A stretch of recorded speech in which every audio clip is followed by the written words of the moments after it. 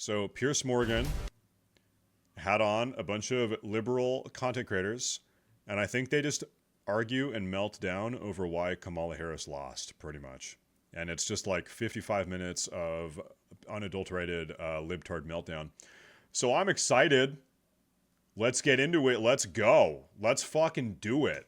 Clear message emerging from the ruminations, as with the campaign itself, is that the orange man is still bad. Just about everybody on the left can agree on why the orange man therefore won by a landslide and what should happen next. Here's just a snapshot of views from the masterminds who were wrong about, well, almost everything. It is time for the Democrats to say, okay, and you and I have talked about this before, a lot of Hispanic voters have problems with black candidates. Right. A lot and of, with other Hispanics. You've got some that don't like each other. The working class of this country is angry, and they have a reason to be angry. I don't respect him saying that the Democratic Party has abandoned the working class families. That's where we are. Elon Musk is, I don't know how many hundreds of billions he has been the director of misinformation. And this idea that, like, oh no, the economy is actually good or crime is actually down, or this is all just Fox News. Like, shut the fuck up with that. Like, talk to some people who live near you. I mean, this really was an historic, flawlessly run campaign. Queen Latifah never endorses anyone. The reason why we know this was an historic, flawlessly run campaign is because Queen Latifah endorsed her. She doesn't just endorse anybody. She came out and endorsed. I got bad news for you. They don't have a monopoly on stupid. You wear Queers for Palestine t-shirts and masks 2 years after the pandemic ended. And you can't define woman, I mean person who menstruates.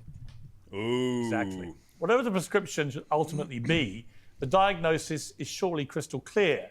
Trump has made commanding inroads with working class voters, black voters, Latino voters, urban voters, and young voters. It's a veritable rainbow coalition of disaffected people who Democrats have traditionally relied upon and more recently taken for granted. So what drove them away? Was it government-funded operations to transgender elite? I feel like when I think of the Republican Party these days, I just think of like middle class working Americans that just want America to be functional. When I think of Democrat Party, I think of like circus freak show circus. And obviously, you know, I have my bias. Okay, yeah, sure. But yeah, I mean, you know, that's what pops in my head at least. Legal aliens? Was it prioritizing SNL and 60 Minutes over Joe Rogan and Theo Von?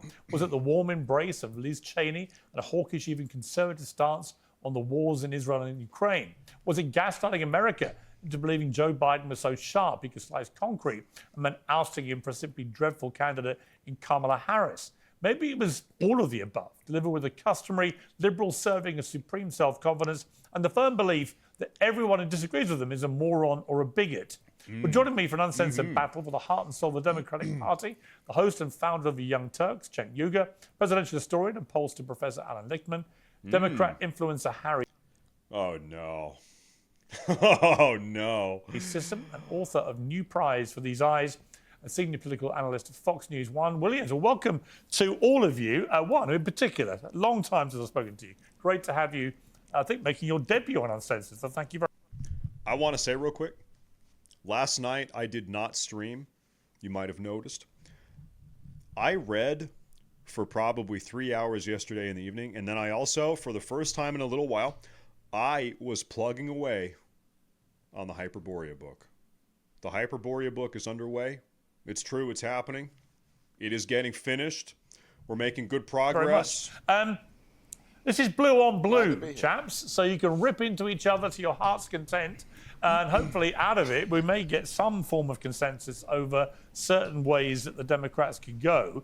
Juan, let me start with you.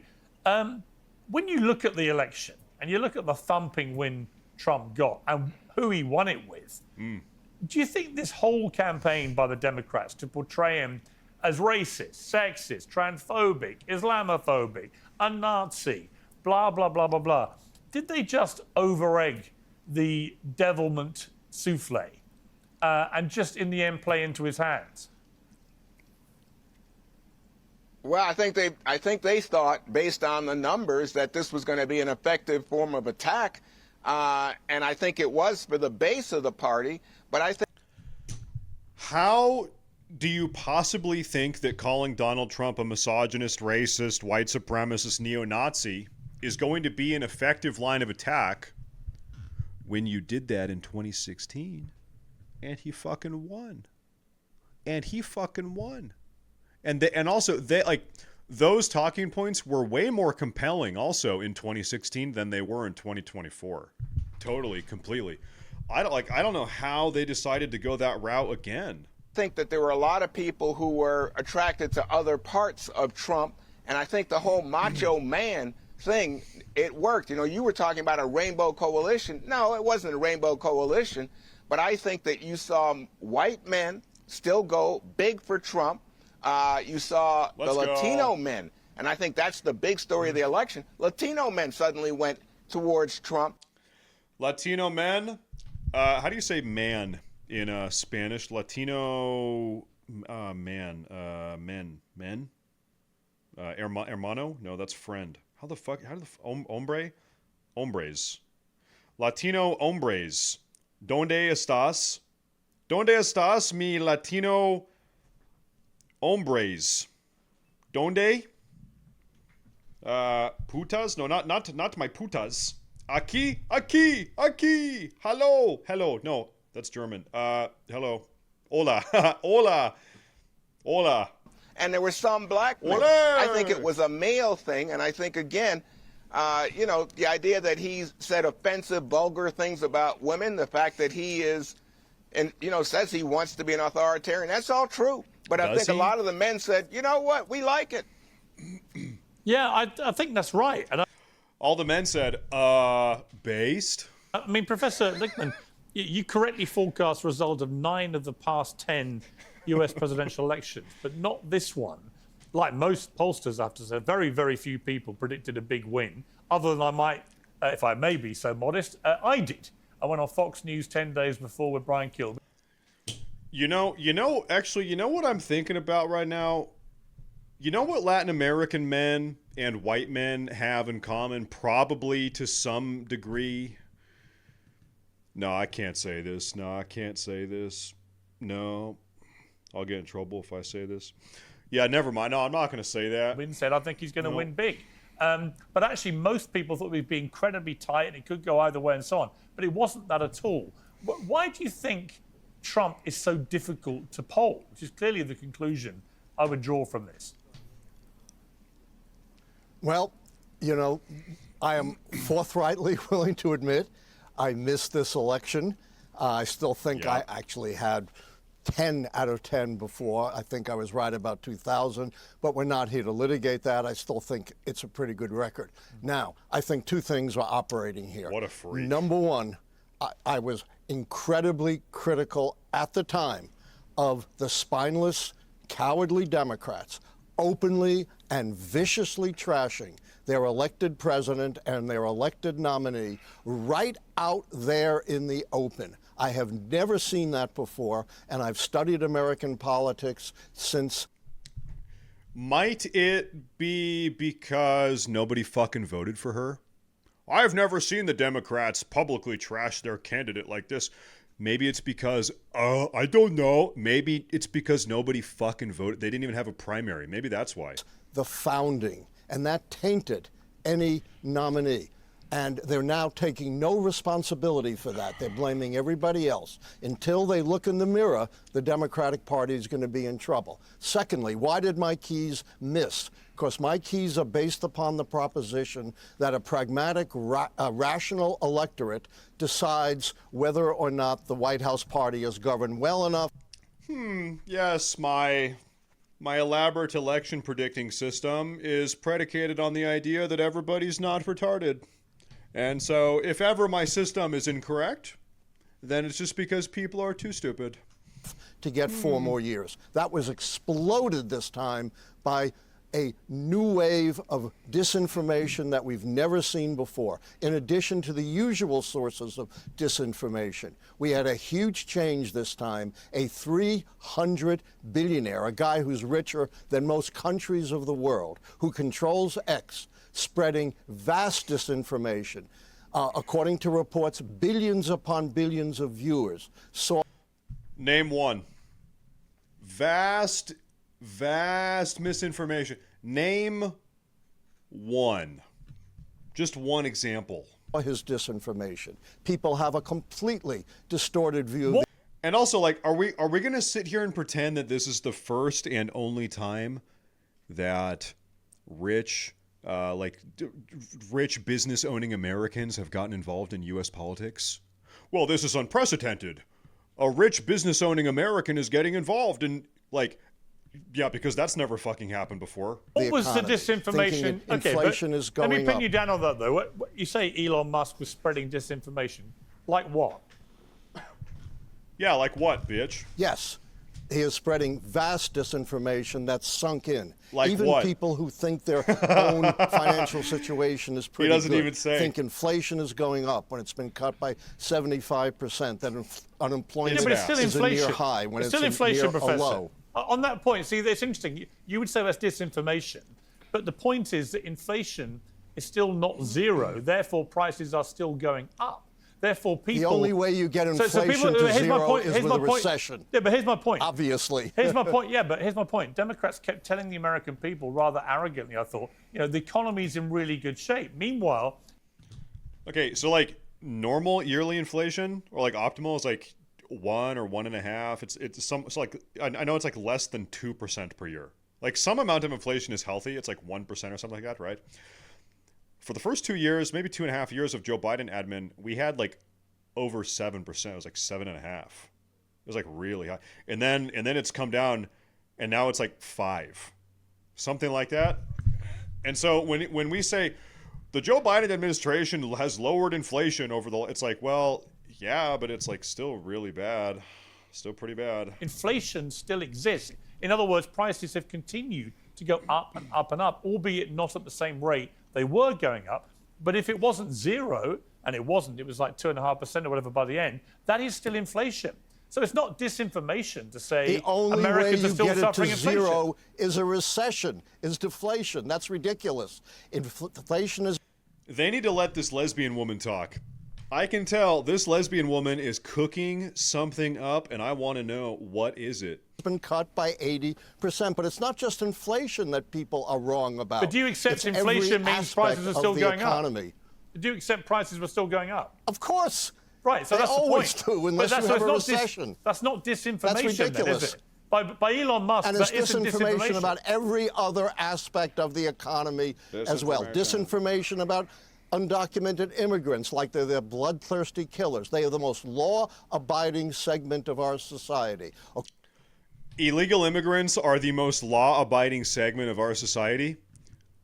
I'm going to need a source on that. According to numerous studies, including by the Libertarian Cato Institute, they commit crimes, including violent crimes, less than half of that of Native Americans. And they don't drain our economy. They are the mainstay of the agricultural, construction, personal service, hospitality industries. Studies show you will drive the economy into a recession if you go through large-scale deportation of immigrants, and you will sweep it huge numbers of U.S. citizens because all the databases used to identify undocumented immigrants are fundamentally flawed. You can't have a Wait a minute. All the databases used to identify illegal immigrants are fundamentally flawed. Then how the fuck is he citing all of these super positive stats about illegal immigrants?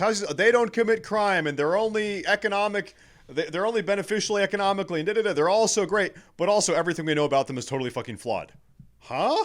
Pragmatic electorate under these conditions, and the mainstream media is utterly feeble. It spends 20 times more time on meaningless polls within the margin of error than it does telling truth to power and indicating the consequences of this election. But it is it's being taken over by billionaires. Okay, I'm going to come to Cenk. I mean, Cenk, the biggest deporter in American presidential history was Barack Obama, who deported over 3 million people. This idea that Trump is going to become some outlier in terms of mass deportation. The great mass deporter was actually a Democrat president, Obama, by a long way, by the way. So this idea of like disinformation, I think some of it was disinformation, but it's, I think the idea that this election was only won through right-wing disinformation, I'm afraid, I view that as a total delusion by the Democrats. Again. Yeah.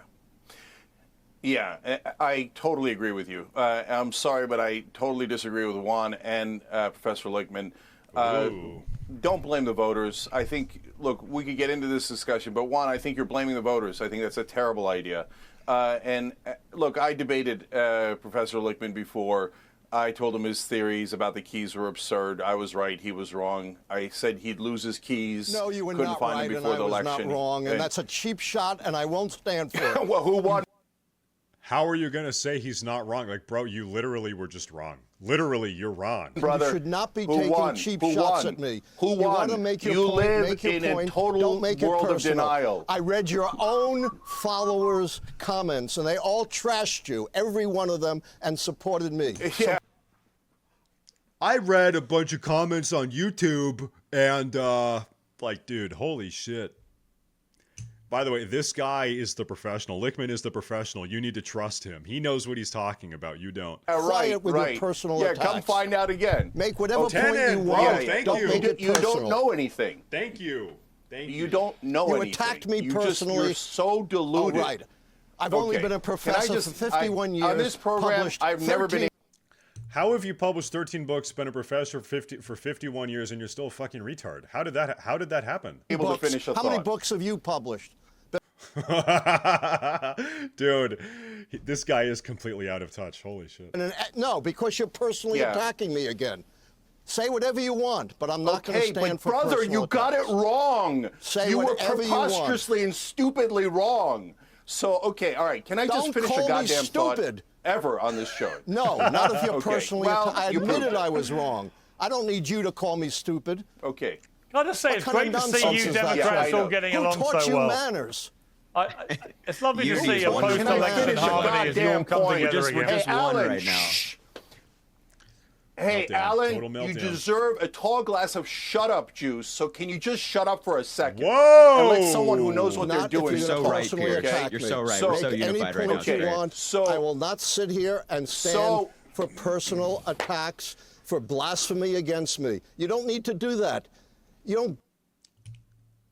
What an interesting choice of words. How dare you blaspheme against me? How dare you blaspheme against me? Dude, what a curious word. Blasphemy against you? What the hell are you? Are you Jesus Christ, you loser? Okay, can I just give the correct answer for once? Okay, here we go. So, guys, you're blaming disinformation. There was disinformation. There was the cats and the dogs nonsense. The points you're making about undocumented immigrants, I agree with, Alan, okay? But that didn't cost the election. The main disinformation was about how the election was going to be rigged. And it wasn't rigged. It was dumb. They won easily. There was no need for that disinformation. You guys are missing the whole point. The people who are at fault are not other people.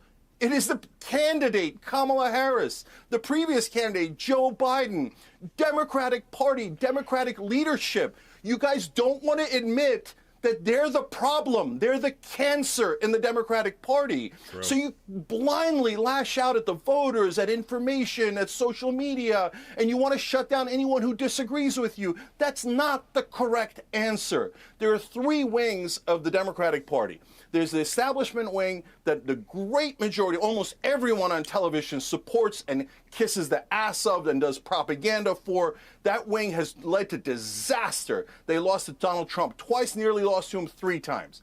And then the other wing is called the progressive wing, but those are two different sets of people.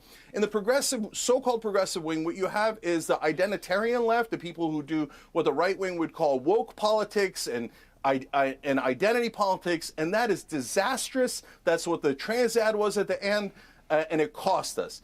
The most popular part of the Democratic Party is the populist left. That is the Bernie Sanders 2016 campaign. That part says, Let's do super popular economic proposals like paid family leave, higher minimum wage, universal health care, public option. Let's do all of these This is pretty things. much and true. the establishment goes, no, our corporations don't want that. Our donors don't want that. So we'll just do identity politics.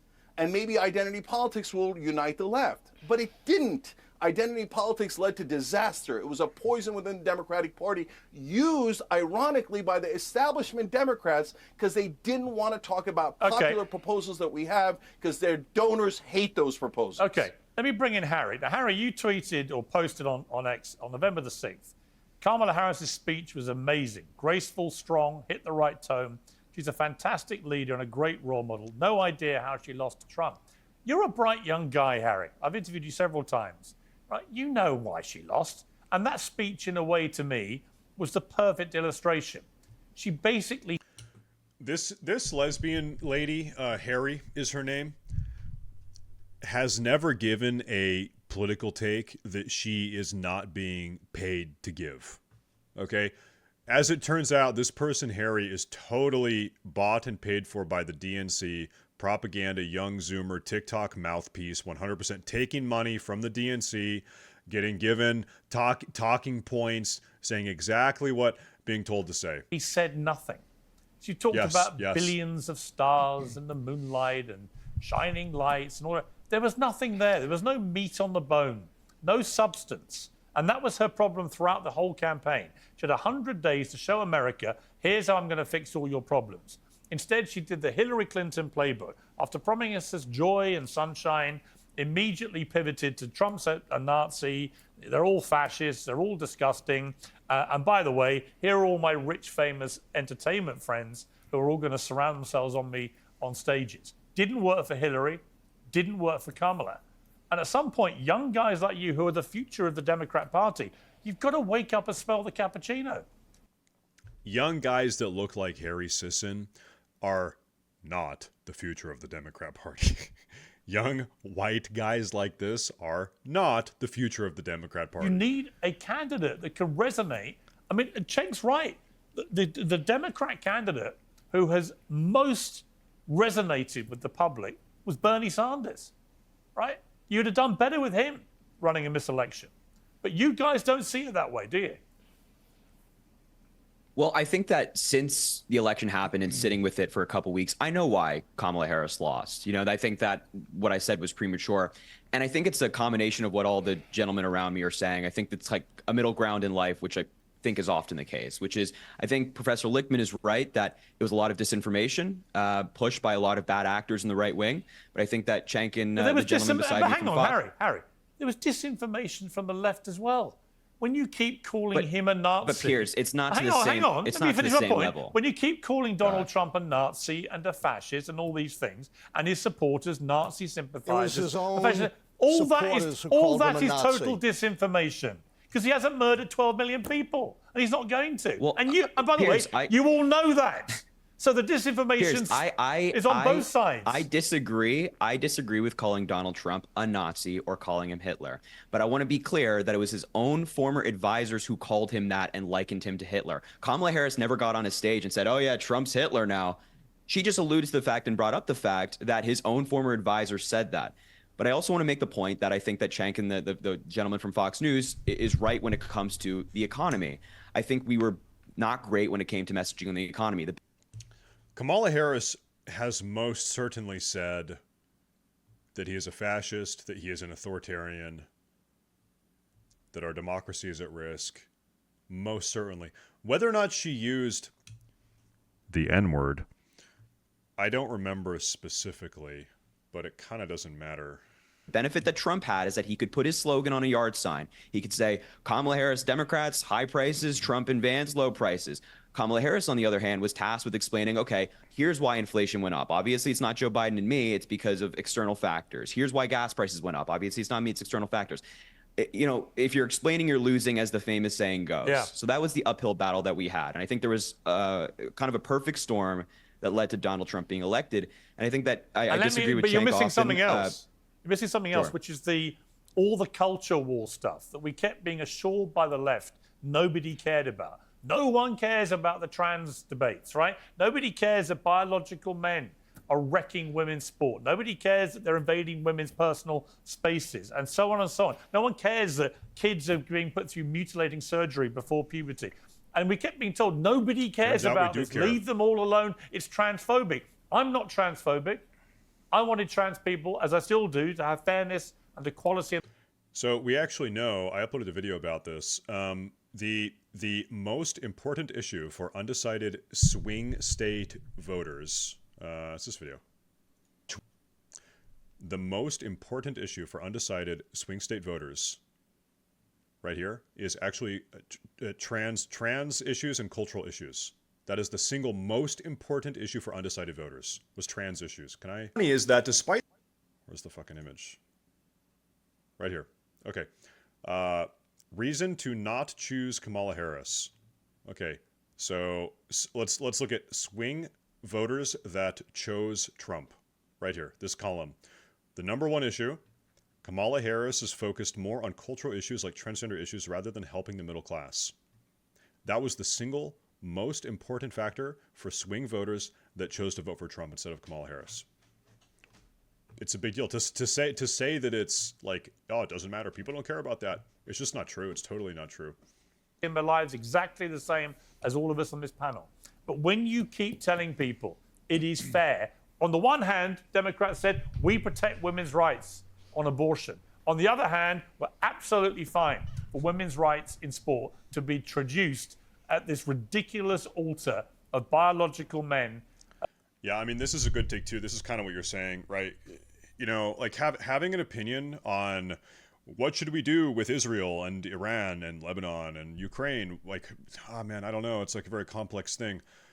It's much easier to have an opinion and let the opinion guide you when you're talking about, like, should men be allowed in women's bathrooms? Or, you know, like, what should like the 6'5" male to female transgender person compete in with a bunch of 17-year-old girls? Like, should that be allowed? I think it's much easier for the average person to form an opinion on that and then let that guide their decision making versus, like you said, the very abstract ideas like, oh, what do we do with Lebanon?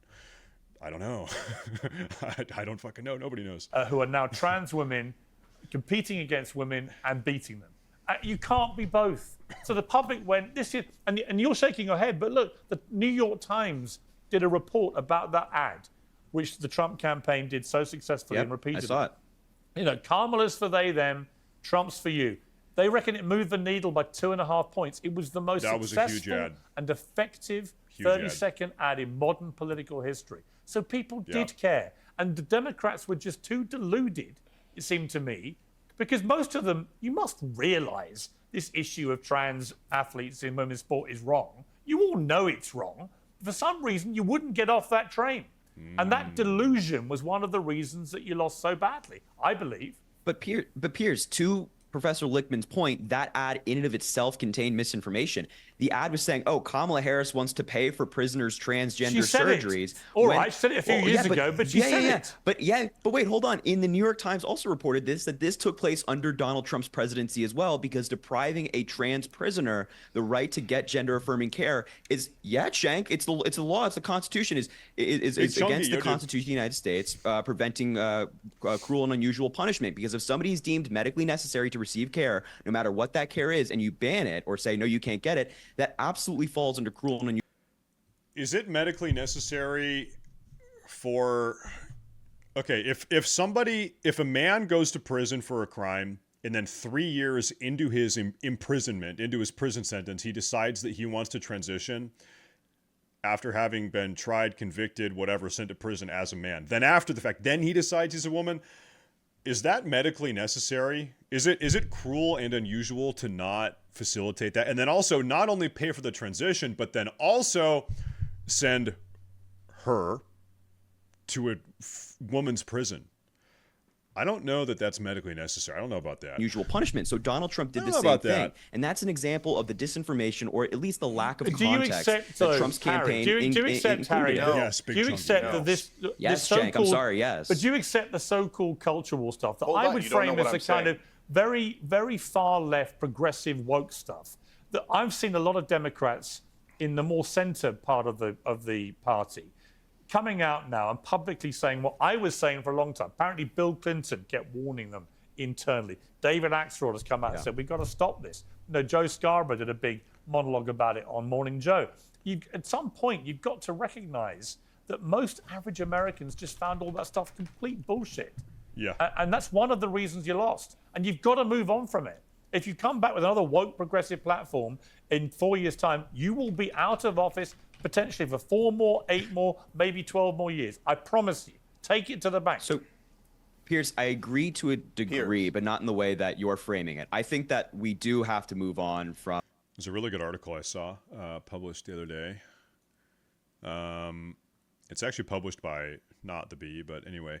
Research shows Elon Musk's favorite meme is more accurate than we realized. Okay, so you guys have all probably seen the Elon Musk meme that he has shared on Twitter multiple times, where it's like, hey, a lot of people, 20 years ago or so, 16 years ago, they were a little bit left of center, and then the left has progressed. They've progressed further left, further left, further left, and now the center point is to your left, but really you haven't moved a whole lot, or at all. You've just been kind of left behind. You haven't changed, but the Democrats have changed. The progressives have pushed it over. Okay, and so this is something he's brought up a lot. And as it turns out, this is totally substantiated. Democrats have shifted sharply leftwards on cultural issues in recent years, leaving the median voter behind. This is actually, it's not a meme. Turns out, like the article says, that the meme he was sharing is totally 100% true, and the phenomenon has now been, I guess, validated by all the data we have now. Seems to be the case. What is this one here? Can I break this down? For the first time in the last 80 years, voters associate the Democrats more with socio-cultural issues than with middle class and economic solidarity. True. Okay, so... percent of people, and what they associate the Democrats with. The blue line here, they represent the working class. That's fucking plummeting down to about 11% now. And what's coming up? They stand for marginalized groups. They're good on healthcare. They're good on climate change. So this is great. This is a great graph because what does it show? It shows that people don't associate the Democrats like they used to with being the party of the working class. That used to be their slogan, their motto. That was their identity. We are the party of the working class. The Republicans are supporting the big banks and interest groups and big business, whatever. Not so much anymore. You've had sort of a party shift, I guess. Drew Bruce, thank you very much for a gifted sub, bro. Thank you very much for the gifted sub. Thank you. Let's get back to the video here. Thank you very much. A lot of the culture war stuff, I don't like the word woke, but I understand the context of you. I bet you don't. Using it. I think that, yes, and to some degree we have to move on. But by moving on, we shouldn't throw people under the bus. We shouldn't say, trans people are the reason why, or LGBTQ plus people are the reason why. That's not the reason why. It's just that the culture war stuff came off as very kind of gross to some Americans. They really didn't like it. So I agree to a degree, but not in the way that you're framing. Okay, let's talk about race, because it seems... Can I get in here? Well, one second, Cenk. Because... hang on. Okay. One thing, I'll come to you, Cenk, don't worry. On the issue of race, many people found it extraordinary that a guy who a lot of people think is racist beat a black woman. And that a lot of people that helped him win turned out to be a lot more black men voting for him than first time, and a lot more Latinos voting for him than the previous times. How important, if at all, was race in the end? Or was it actually a case of a lot of black and Latino people went, we don't care about all that stuff. What we care about is jobs, cost of living, illegal immigration, and so on. Well, I think everybody cares about jobs, cost of living, inflation, and so on. And by the way, I don't think you're right about those numbers. I think there were more black men than black women who went towards Trump. But remember, they're still a small segment of the overall electorate. The big shift, actually, as I said, Latino men was a huge shift, and they're also not that big a section of the electorate. The big electorate in this country still is white people, and overwhelmingly white men went for Donald Trump, and white women who I thought, and I think a lot of pollsters thought, given the abortion issue and the success of abortion as an issue that favored Democrats and 2020, but also after the Dobbs decision in 22 and all the referenda, the white women again voted for Trump. But so you know why? I think a lot of women, even non-white women, were able to kind of see beyond the propaganda, the narrative. A lot of women, men also, say, you know what? Yeah, it actually makes a lot of sense for people to vote for abortion rights in their own individual state. Yeah, it makes sense that people in Nebraska might feel differently about abortion access than people in California. So we're just going to vote for it on a state level, and I think that makes sense. And I think a lot of people kind of saw through all the scaremongering propaganda. Donald Trump is going to, I don't know, he's going to federally ban abortion. It's, oh my God, it's the end of the world. And people are dying every day from, whatever. I think a lot of people saw beyond that propaganda, and that's what it was. It was propaganda, and I think it just makes a lot of sense. Yeah, I'll do it on a state level. Okay, sure. Talk about, is this a race issue? The race issue may be that white Americans were overwhelmingly in support of Donald Trump. And if you look at black America as overall black America supported Kamala Harris. Overall, Latino America supported Kamala Harris, even Latino men who had that big shift. Not the men. So to me, race is a part of the story because, in America, the demographics are creating anxiety. And I think the anxiety is most evident in terms of white America seeing that there are more black people, but also Latinos as the second largest group in the country now, and rising number of Asians. It plays out in so many ways. And I think Donald Trump is just expert at exploiting, that racial anxiety.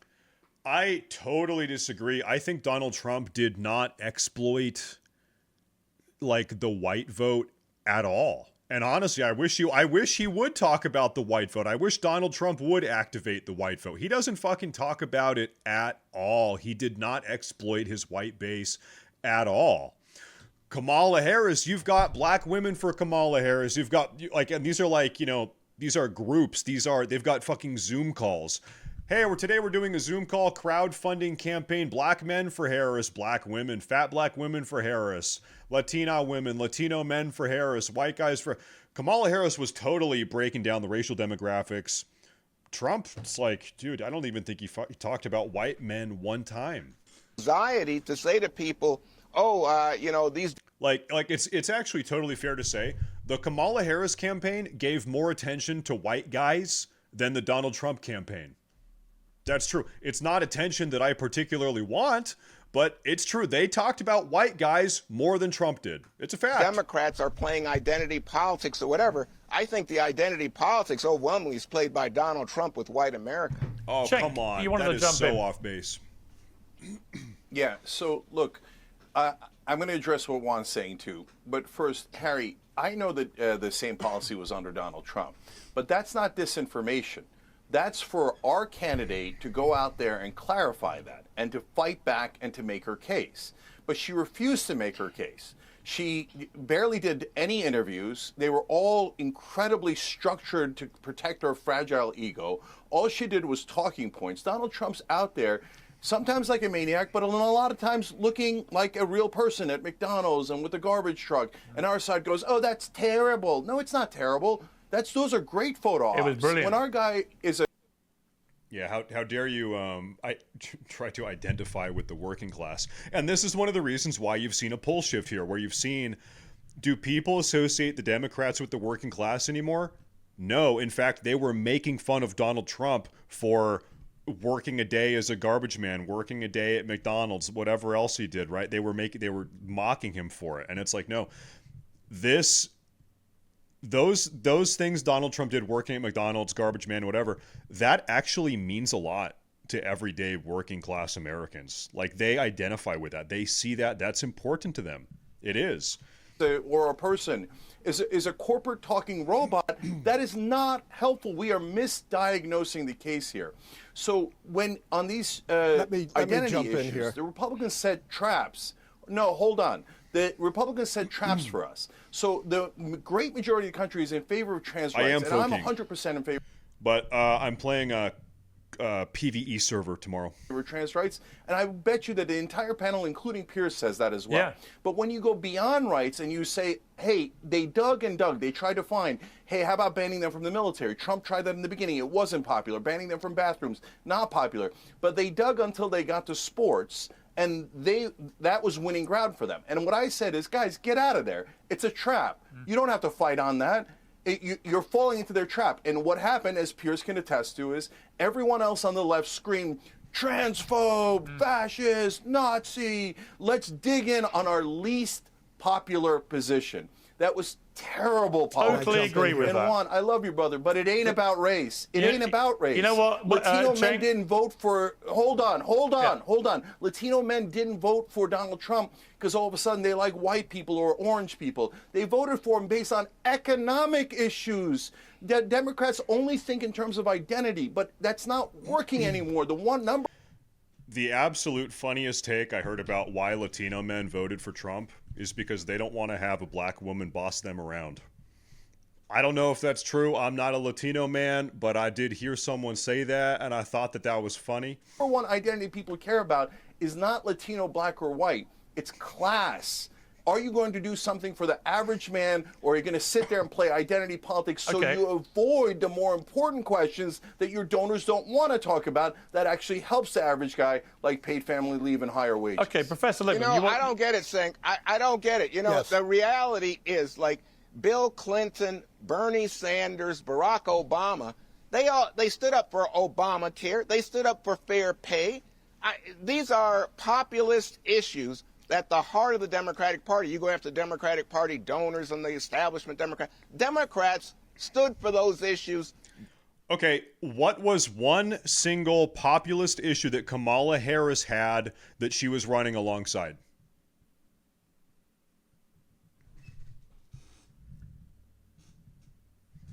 There's not one. There's nothing. There's nothing at all. Brought them to the table and won. And Democrats, if you look at what Joe Biden did in terms of bailing people out during the virus and saying that we have to have infrastructure and building, that helped working people in this country. But a lot of lies were told about that history. Yeah, you can. Yeah, Professor, I know you've got to leave us, so just you wanted to jump in there. Yeah. First of all, let me add a quick fact. There was no massive switch of black voters to Donald Trump. Donald Trump got 13% of the black vote, 11% the last time. That's 2% of a very small segment of voters. So that's one of the big myths of this election. Second big myth is that hindsight is 20/20. We have a lot of Monday morning quarterbacks who after the fact are telling us what Harris should and should not have done. And half of them are saying she lost because she was too progressive. She was too open to the charge of being... Okay, this is a wig, right? There's no way this is his real hair. This has to be fake. There's no way that's fucking real. Being a radical, a socialist. The other half have said, of course, she lost because she wasn't progressive enough. We heard that from Cenk today. It's all sports talk radio without the entertainment. There is no way to know. What do you mean? Yes, we can. We have polling data. Yes, we do. We know we're 2 weeks out of election day. We know now why people voted the way they voted. We do know, or have a very good idea at least. After the fact, what she should or should not have done. Dude, I really hope that these fucking morons decide to become more progressive. I hope that they identify their one problem. The reason why Kamala Harris lost was because she wasn't progressive enough. It's because we didn't talk about trans stuff and tampons in boys' bathrooms enough. We need more of that. I hope they double down on it, triple down on it, quadruple down on it. Send it again, see what happens. We will keep on winning. If she had only done this or that, it would have made a difference. That's just hot air with absolutely no proof. The difference that I bring to the table is a track record of successful prediction just based not this upon one. how American just not the one we're talking about right now have previously worked as pragmatic decision-making on whether or not the White House party has governed well enough. And then my analysis is based upon what's changed. What's shattered the pattern of 160 years of history? So I have a base for my analysis. I'm not just doing Monday morning quarterbacking. Cenk, you need to learn some manners. Your act is getting really thin. I mean, brother, I said what was going to go wrong. It did go wrong. I was right. You were wrong in this election spectacularly so with your so-called keys. And now you come and tell us not the Monday morning unlike you, I'm willing to admit when I'm wrong. Are you ever going to learn the lessons? Can I just ask, hang on. Can I just ask, for those who have no idea what the key thing is all about, why are you flashing keys? Okay, because this brother said that he had these keys and they were going to determine the outcome of the election, and all the keys were rigged in favor of incumbents. And I tried to explain to him, no, there are things outside of the keys. We literally had a debate, and I asked him, what if Joe Biden, this was back when he was defending Joe Biden, which now seems unconscionable, what if Biden came and punched the baby every single day? Would your keys still hold? And he said yes. Okay, well, then you're an unreasonable person. I was right. But what I'm most worried about is not the past, Let me it's the explain future. why. I was right about Biden. I mean, listen to him. About I mean, Biden. you have no idea how absurd you sound. Okay, but guys, the most important thing is not between me and Professor Lichtman. God bless you, brother. I know you did a lifetime's worth of work, and I feel a little bit bad about it. The reason I'm saying it is not to rub it in now. It's because I'm worried that in the next primary, you're going to tell people to vote for the establishment Democrat. That all of you on this panel are going to go, oh, no, vote for the corporate robot, vote for the corporate robot. And that's going to destroy this party. That's why I'm fighting back so aggressively. Give me a name. No, vote for the populist left. Give me a name. I will tell you something. I saw early polling come out 3 days ago, polling Democrats right now. Who would you vote for out of a list of names in 2028? And I know we're 4 years out, so this means nothing, but it is funny, so I'm going to share it with you. 47%? Was it 41? 41% of Democrats, 40-something% of Democrats, Kamala. And they had AOC up there. They had Josh Shapiro from Pennsylvania. They had Governor Gavin Newsom. They had all the top names you would expect to be, everybody you would expect. And it was 41%. They said Kamala Harris. We got to vote for her again in 2028. We got to run her again. I hope they do. I so hope that they do. Well, in the old days, it easily would have been Bernie Sanders. Who now is he's it now? too old. So, look, I would start considering Sean Fain, head of the UAW, Sean O'Brien, head of the Teamsters, Jon Stewart. Go outside of politics. Almost everyone in politics is already corrupted. Find someone who is not corrupted and who's for the average man. Harry, you're shaking your head, but I mean, Jon Stewart, if he could be persuaded, I would imagine could be very good as a candidate, couldn't he? No, I don't take objection to Jon Stewart. I just think we have some 61. people in the Democratic Party who are very talented right now Leibowitz. who could be the Give me Democratic some nominee. names. Governor Shapiro won Pennsylvania by like 20 points. Governor Wes Moore in Maryland. How much more connected to people do you need other than like Wes Moore, who's great? Raphael Warnock from Georgia won a swing state and is a senator from a swing state. Gretchen Whitmer, who had a trifecta in Michigan for the first Gretchen Whitmer is a satanic whore. time in a long time. We're not letting her There's really anywhere near talented the people in White the Democratic House. Party who are elected No. officials right now, and Cenk can shake his head all he'd like, but these people are winning in swing states overwhelmingly. Who would you like And if to they have see, appeal, Harry? I think any of the people I just mentioned, I'd love to see. I'd love, and there's plenty more, but I think we're going to have a great I'm primary in pretty 2028 sure with I a lot would of lay talented good people. money now that J.D. Vance will be the Republican nominee in I'd say that's probably a good bet. because I think he's I'd probably say actually it's a good bet. he in direct contrast to Mr. Waltz, who I thought was a total disaster. I thought J.D. Vance. I wonder if the Democrats are internally having conversations right now. They're saying, you know, maybe we should just like stop trying to run women, because out of like, okay, let's look at the last 4 candidates we've had: Barack Obama, Clinton, Biden, Kamala. The men have won, the women have lost. And so I wonder if they're just thinking, maybe the country is just not ready for a woman president. Like maybe people are, maybe we're just not ready for a woman yet. I don't know. Like I don't know how many voters there are that are just like, I'm never voting for a woman. I refuse to vote for a woman. I wonder, because most certainly there are some people like that. How many people are like that? I don't know. But it's like, how many times are they going to keep trying? Maybe we're not there yet. Maybe the country is not, progressive enough for that. I don't know. Started with a lot of negativity, but became a real force for Trump. Now, what would be hilarious? I'm not saying this should happen, but it would be hilarious if Republicans got credit for the world first. If Republicans fielded a woman and they put a woman in the White House first, that would be funny. Particularly in getting young men to come out and vote for him. So I suspect he'll be the nominee, but we'll see.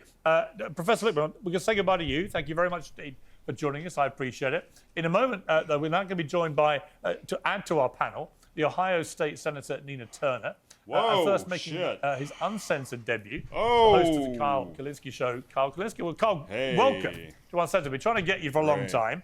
Let's have a little chat with you before we get reaction from the panel. But why did the Democrats blow it so badly, and what do they do to avoid this happening again in 4 years?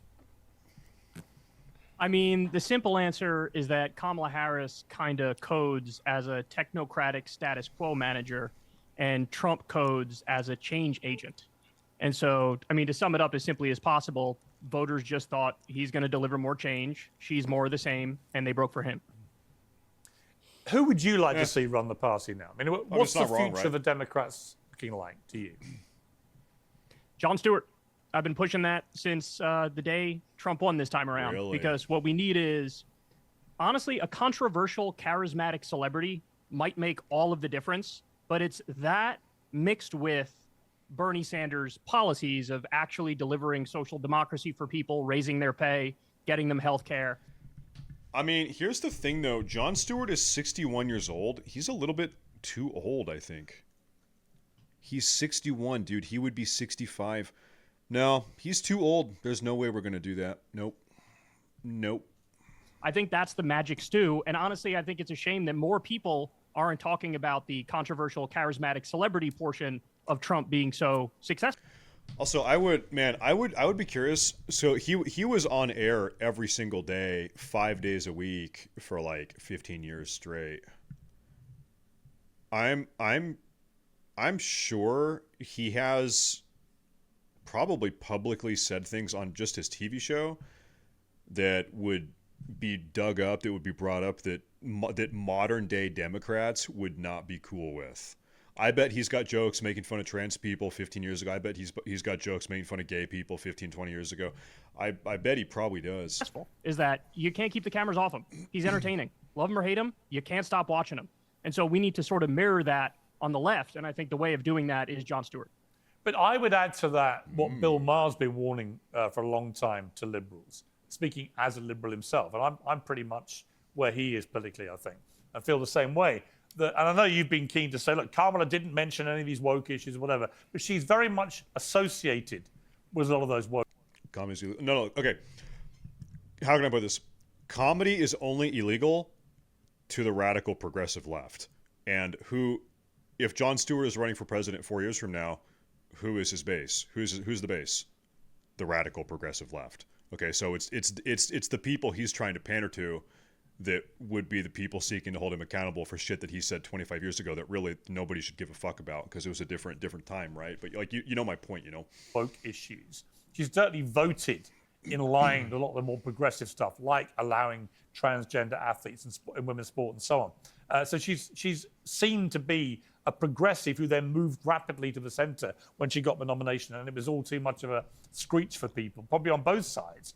But this whole woke ideology, I don't mean the original woke ideology of raising awareness for racial and social injustice. I mean the way it's become a kind of new form of fascism, where the far left just basically want to cancel, shame, and humiliate absolutely anybody who disagrees with them about anything. Do you accept that has become a problem, a stick to beat the party with, which actually really damages them electorally?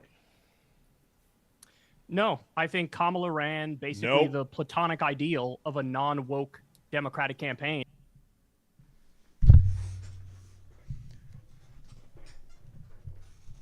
Wow, that is nuts.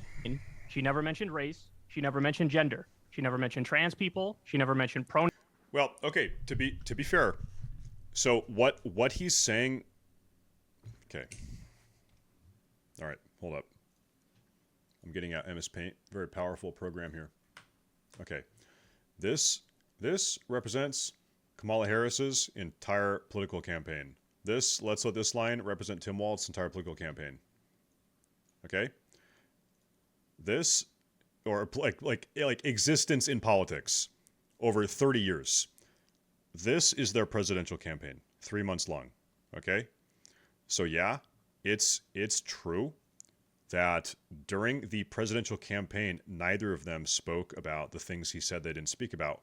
True, but they have an entire 30-year history of being as gay and woke and progressive pretty much as anyone can possibly be, pretty much up until the exact second that their campaign launched, right?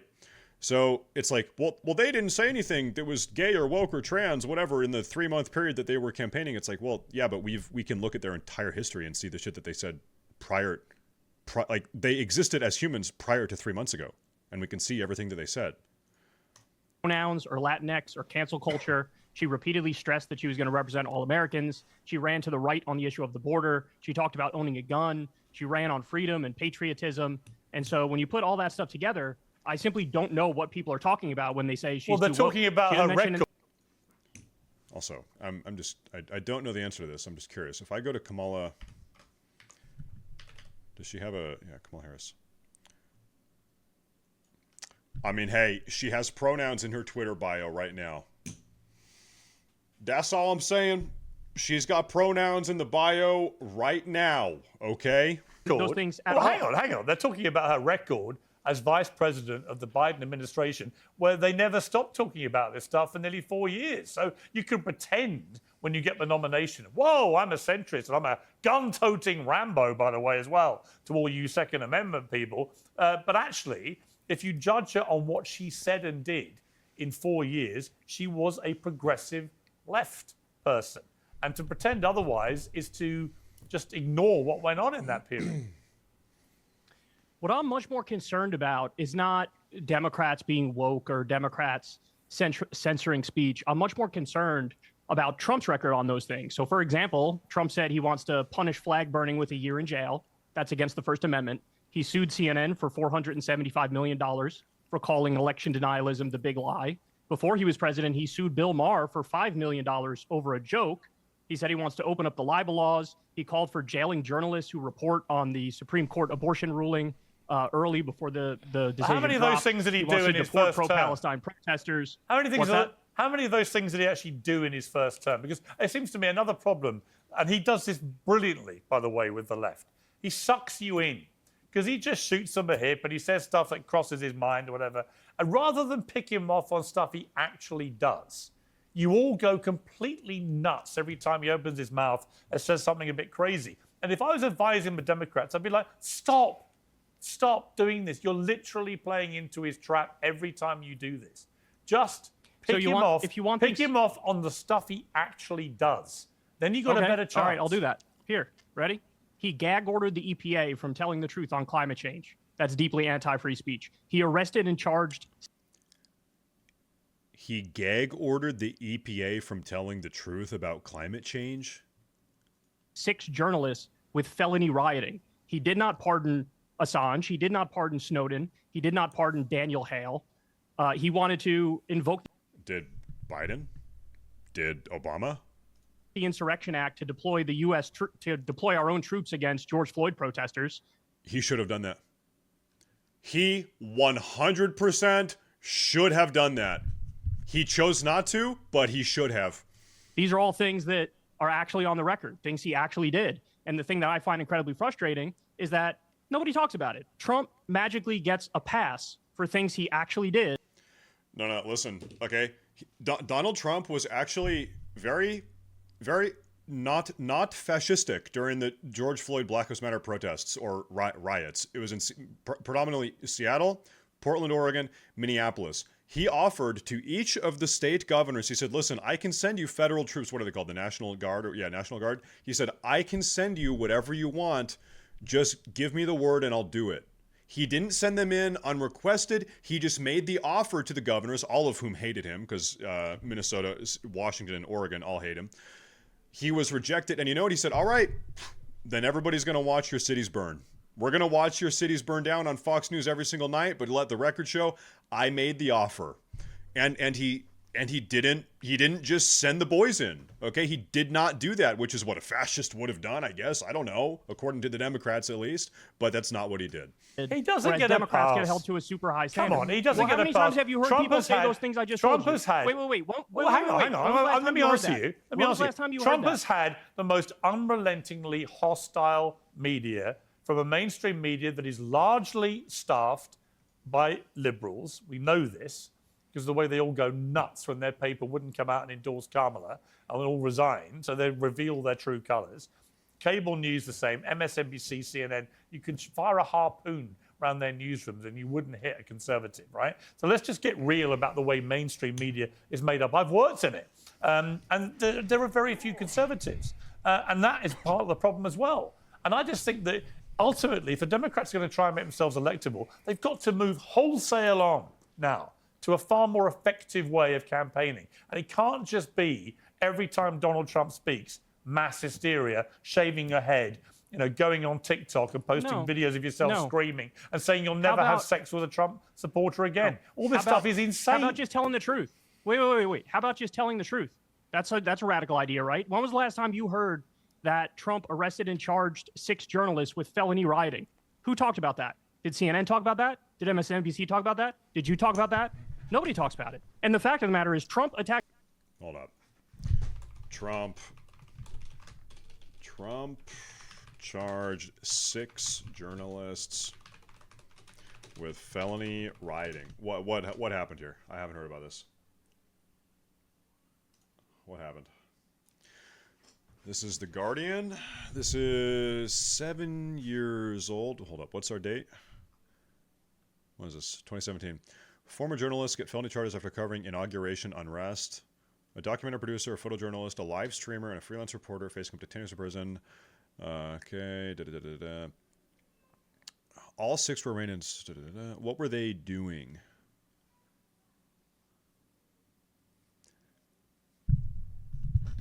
It was following the unrest. Okay, so yeah, I remember. Hold up. So when was this? This is January 2017. So this is the month that he gets inaugurated as president for the first time. It's like early January, and there were protests and riots in a lot of cities all over the U.S.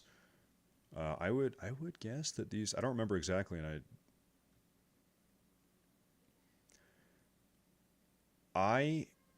I would guess that these people were getting a little bit rambunctious because shit was getting burned down and destroyed at this point all over the place. Based on the facts and the circumstances, we determined that probable cause existed to support the filing of felony rioting charges. So, dude, you know what is super, super telling?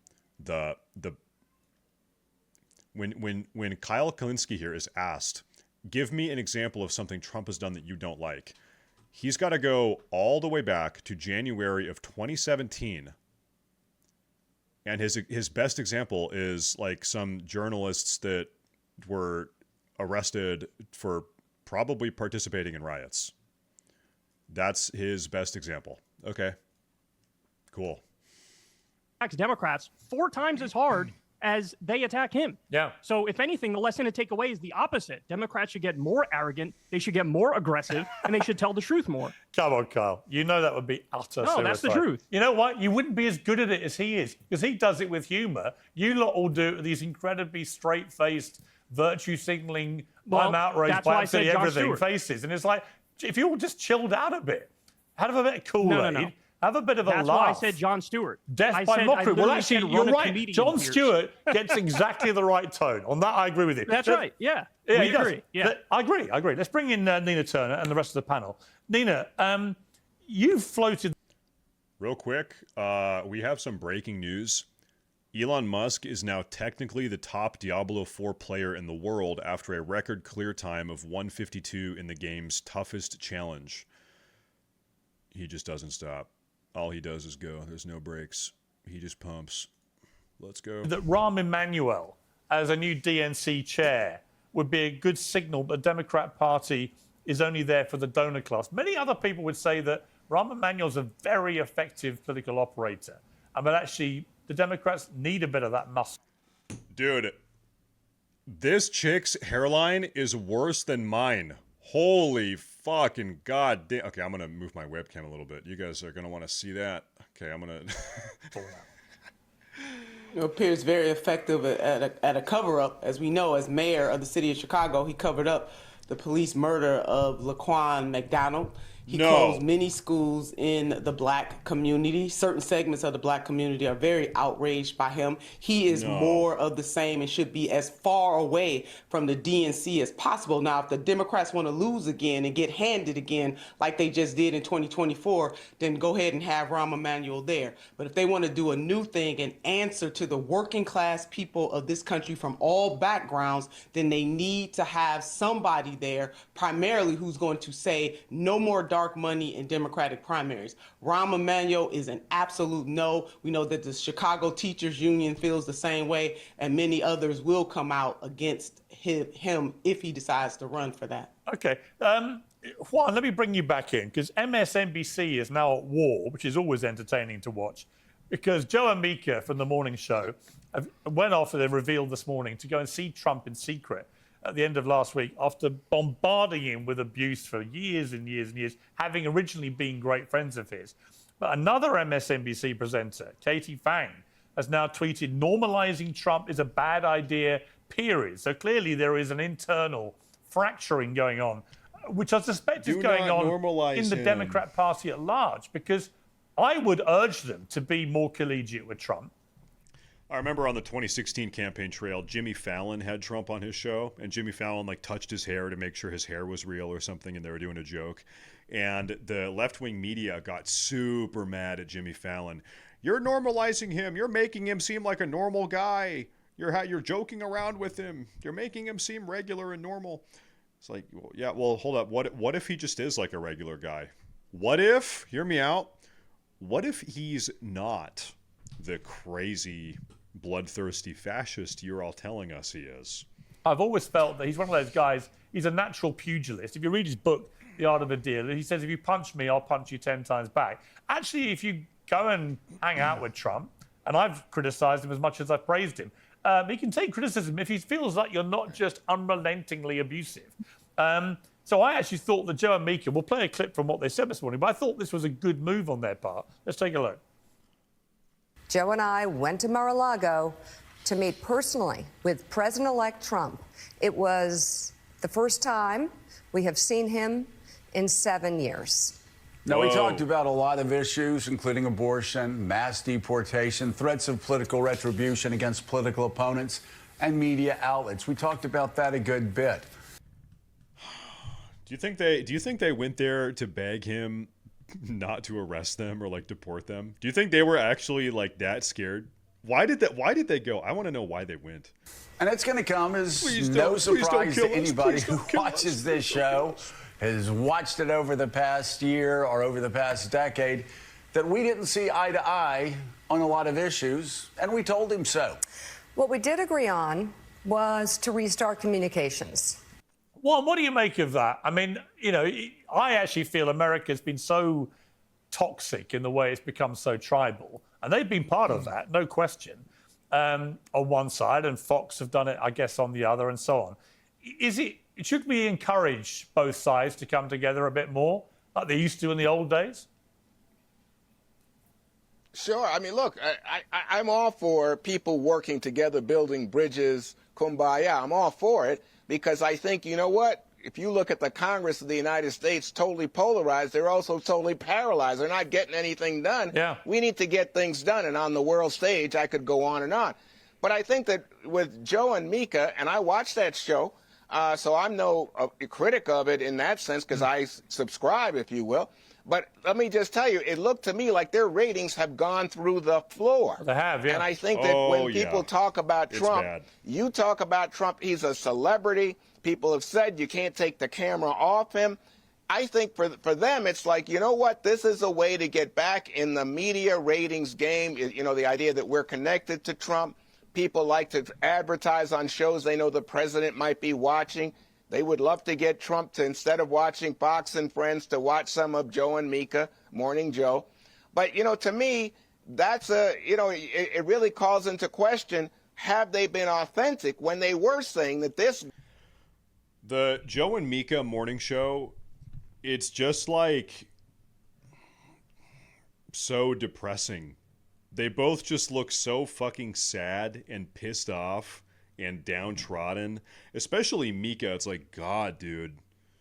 They're just terrible to watch. Yeah, insufferable is the right word. It's just like, bro, you're giving me fucking depression, dude. Guy is so harsh when it comes to women, so harsh and racist when it comes to blacks and Latinos, and has an authoritarian, even as we were saying, fascist streak. So were they sincere about that, or are they now falling in line with others? Okay, I have to come clean. I need to be honest about something.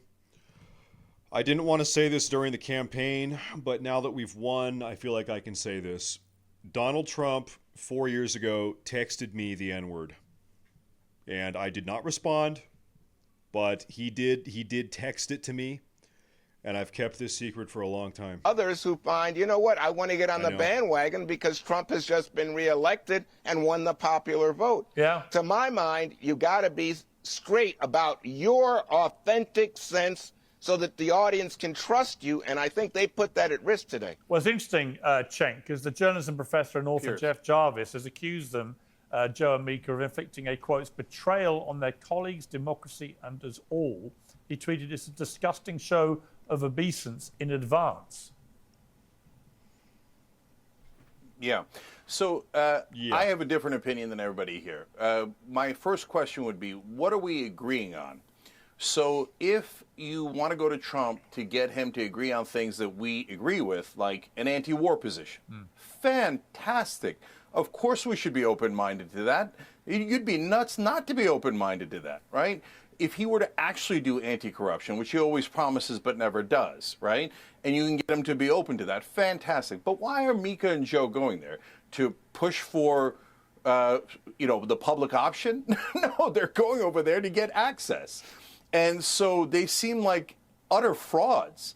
Like, if they could show me policies that they care about that Donald Trump agrees to, or they have a strategy to get Donald Trump to do good and decent things, great. I'm super open to it. Look, I would want to do that. I got no problems with me meeting with Donald Trump, Elon Musk, or anything else along those lines. But what I'm not going to do is compromise my principles and my ideas just to get access. Yeah. So, like, for example, I mean, see the Democratic Party instantly going in the wrong direction. Rahm Emanuel is the biggest dog for corporate donors. Picking him could be the worst possible thing you could do. Do you know that Rahm Emanuel lost 1,000 seats on his watch when he was at the DNC nationwide for the Democrats? There isn't a bigger loser in the Democratic Party. So look, we need a populist like Jon Stewart, which I actually, if you remember, Piers, I tried to get him into this race. Yeah. But John, call me. This guy never wants to he doesn't realize how intensely popular he can be. By the way, another... Are we winning in Ukraine yet? Dude, I read an intel briefing. It came out recently, got leaked. It said in 2 more weeks, we will be winning. Candidate for president could be Nina Turner, a person who actually fights for the average person, has always been right about the populist left, and going for class instead of always being worried about identity politics. So there's so many options here. Yeah. Kyle, a lot of people now say, including John Fetterman, that Nancy Pelosi should go. She's the godmother, the enforcer. Now she's blaming Biden. You can't have it both ways. I think it's really ironic. You have a woman of age 84 and she's still hanging on. Why not give a younger generation opportunity to occupy that seat? I mean, Nancy Pelosi, it does seem to me they've got to move on. Haven't they? Get somebody younger, fresher, new ideas? I mean, I'm totally in favor of cleaning house, but at the same time, that 100% would include the genocidal maniac that is John Fetterman. So he's part of the problem that he thinks he's calling out here. He's one of the worst of the worst. So, chat, is today Transgender Day of Awareness? Do we need to be aware of transgender stuff today? Because it is. Wow. Oh my God. Holy shit. No. Okay. So the final 2 topics of this video: should Nancy Pelosi retire? Yeah, she's 84 and is running for another term. Yeah, she's got to go. No one cares about celebrity endorsements. Yeah, that's also true. I got banned on Twitch. Yeah, I got banned 2 times in the last 3 months, and they never even told me why. I'm unbanned now, right? But Twitch is fucked. Twitch is fucked. They literally would not even tell me why I got banned. So I have no clue. So I said, fuck that. I'm out of here.